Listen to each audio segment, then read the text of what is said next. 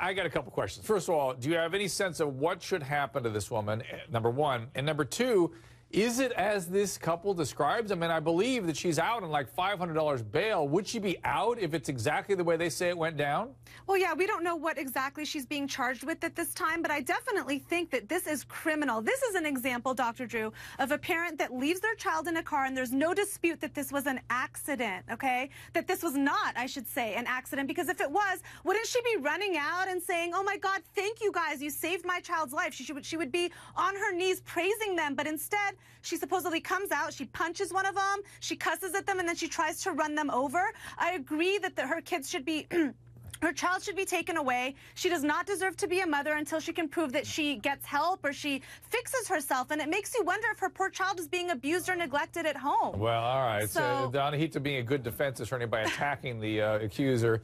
Karan, what do you say? You're saying absolutely no to that. Yeah, absolutely. Anahita, you're incorrect for that. This was a case of a mother bear protecting her cub. We do not know what those other people did to cause this aggression. This does not mean she's a bad mother. Does not mean that she was abusing the child in other ways. We cannot start to jump and speculate that. I would normally say that. I would normally say that in a case where it's disputable if it was an accident, if a parent just forgot. We had this whole debate with the hot car dad. No. But here there's no dispute. She came out and was 69 degrees.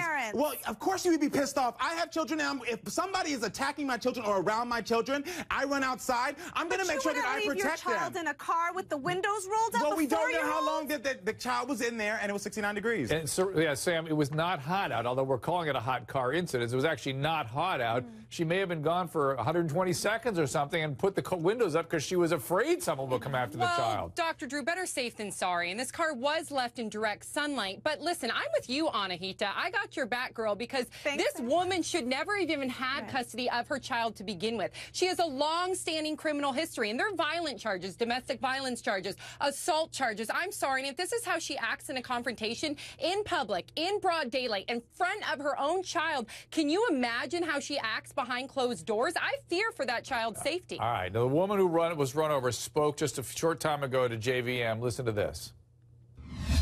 Why? Why would you do that to another human being?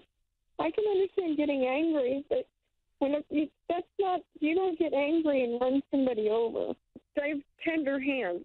I never pounded on her hood. So I never called her those names. She called me those names, and she called me an old hag and said she was going to kick my old hag ass. Evie, I want you to settle this one for us. So that's Shannon's account of what happened. I read the police report. The woman who did the running over says that they pounded on her car, the husband jumped on the hood, that they were the ones yelling at her, and she was scared to death and accelerated and hit somebody. Yeah, you know what? I'm going to bring up something that Sam just mentioned before. Sam, you brought up her previous criminal history, her assaults, domestic violence, and whatnot. I want to touch on something, Dr. Drew. The sympathetic nervous system.